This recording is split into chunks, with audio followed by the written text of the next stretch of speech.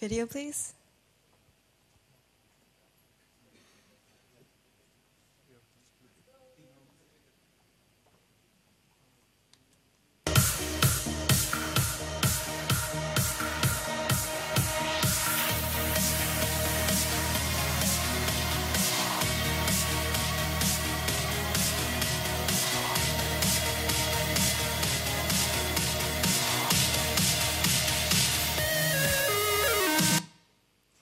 Hello everyone, my name is Jennifer, and today I'm very proud to introduce you to my company, Merame. So a couple of months ago, I attended Madrid Fashion Week to support one of my friends, Pablo, whose collections you've just seen in our video.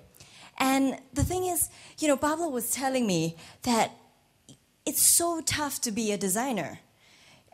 Even after 5 years of establishing his brands in Barcelona, he still struggles to gain the exposure that he needs to the end consumer, and especially those in fast-growing markets internationally. And it is for this reason that for every 10 designers who establish their own brands, we see that after 5 years, only one of them is still standing. And, I was shocked because I remember when I was back in Singapore, where I'm from this summer, and I was wearing one of Pablo's dresses. And you have no idea the number of my friends who ask me where I got this dress from, how do they get this dress. The thing is that Asian women are increasingly looking for less mainstream fashion. Undiscovered brands such as Pablo's. And increasingly, Asian women are bored of known high street and luxury brands that have just saturated the Asian fashion market. And I did a bit of research, and I found that, in fact, this market is huge. There are more than 4 million women in just Asian fashion capitals alone that spend at least $750 per month on online shopping. And this is said to be the fastest consumer group in the world. And that's when it struck me. Now, what if there's a way in which we can get Pablo exposed to this fast-growing consumer group? And what if there's a way in which I can get all my friends in Asia access to all the Pablos of this world? Well, this is Merame. Merame is an online curated marketplace that brings the best undiscovered brands from the Western world to style-savvy, fashion-forward Asian women. Now, how do we do this? Very simple. We'll leverage on our existing network with emerging designers and select the best brands for our Asian consumers.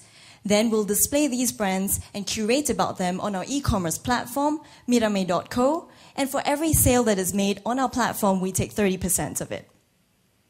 Now, a key way in which we differentiate ourselves is through our marketing efforts. In addition to digital marketing, we will focus on offline marketing.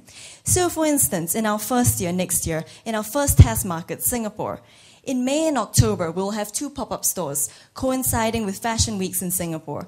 This will be an opportunity for consumers to try the size and the quality of our collections and to meet our designers in a book signing event. In addition, we'll also leverage on our network with Asian influencers and bloggers in order to enter partnerships with them. And we are already currently in talks with Elle Magazine in Singapore to co-host a fashion show dedicated to spotlight emerging designers. And in the past 2 months, we have achieved a lot. We've reached out to more than 50 brands, carefully selected and signed on 12 brands from 8 different cities, with more than 2,000 products available for sale. We have also incorporated the company in our first test market, Singapore, and intend to scale to other Asian fashion capitals in the next few years. In terms of numbers, this means that by the end of next year, we are targeting 25 brands with average sales of 15 items per day. And by year 5, with 100 brands, with just 2% of our target markets, we will get $50 million in sales.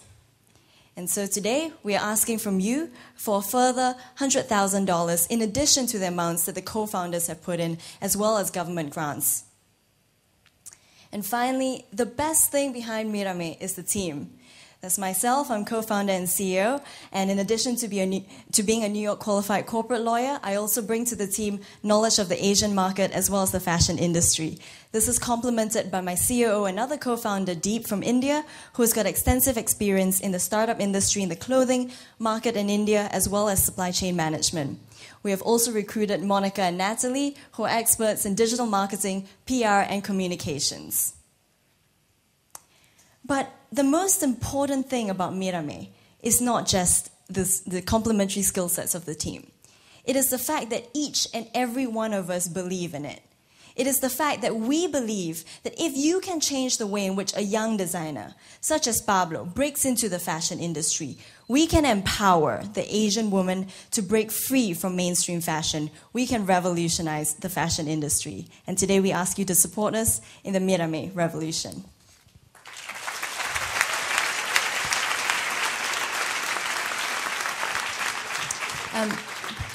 Before we open up for questions, I'd just like to thank Veronica and Joaquim, who are back there, two of our Madrid-based designers who are here to support us today, and in particular, Divina Providencia for sponsoring our models, who you've seen outside. Thank you.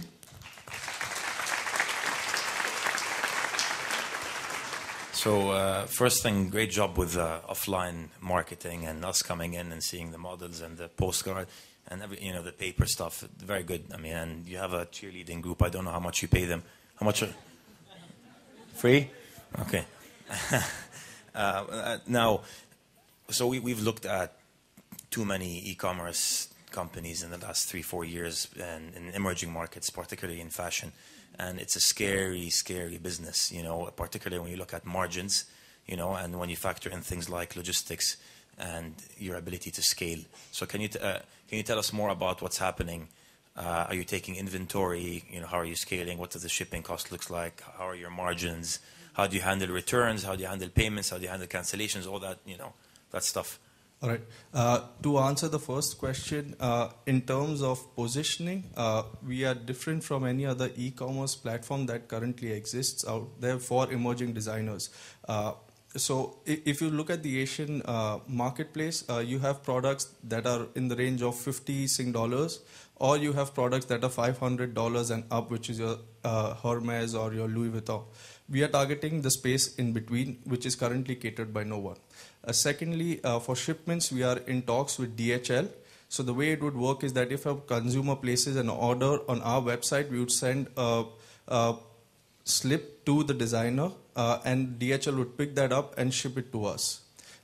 For payments, we are looking at PayPal currently and other payment gateway systems that are there. So that's how we are looking to handle the entire operations.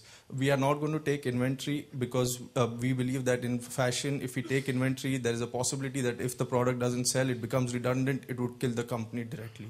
What are your margins? So currently our estimated margins are around 14%. Yes, estimated. Because we are not looking at the low-end products where the competition is high, and we are not looking at cheap products. 14. Yes.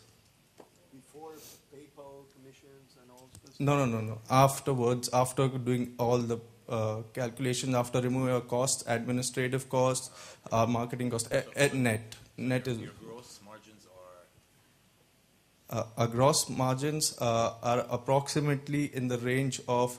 all right, let me break it down. So if I have an average price of a product of 150 Sing dollars, 30% comes to us, out of which the cost for shipping, the cost for marketing, the cost for administrative, the cost for payment gateway would be around 23. And then that's how we reduce and continuously go down to 14%.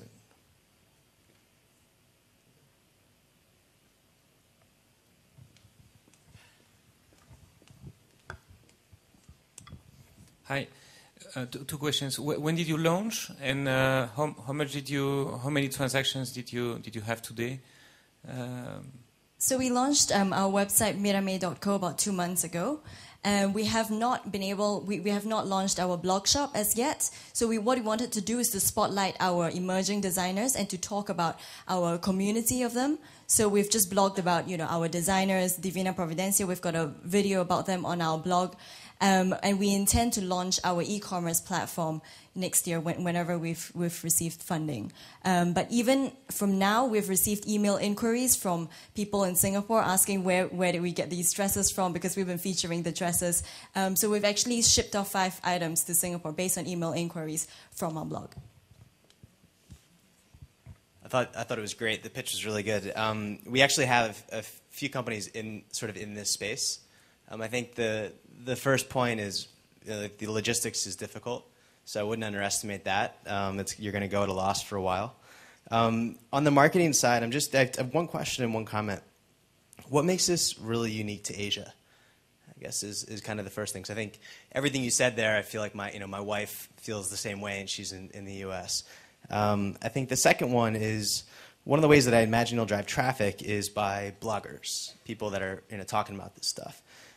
These guys make money right now through affiliate marketing, so a lot of them are using like reward style or similar services.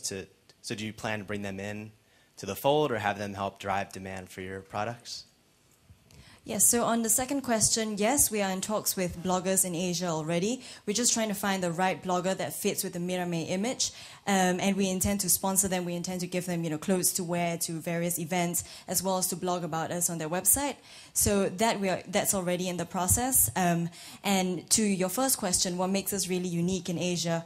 Well, we are the first Asian-based e-commerce platform that will bring these undiscovered brands from the West to Asia. So currently, there's no one. There are a number of websites out there, such as Fabricly, Botica, Not Just a Label, that are doing very well in the West, that are targeting Western audiences, but currently no one doing the same, targeting Asian audience. Can you tell us a little bit about your plans for exit? What are you building this for? Are you going to grow this to $1 billion? You're going to sell it to Elle magazine in 6 months' time for $100 million. All right. So to begin with, we are building this company because we are passionate about the project. We really believe that this is a scalable business. As of now, since we are just starting, we are not looking in terms of exit. We want to build this brand. We want to make this company work. And we are certain we will make this. And that's why this team, because everyone believes that we can change the way women in Asia dress. So exiting at this point in time, we are too early, and I don't think we want to think about that.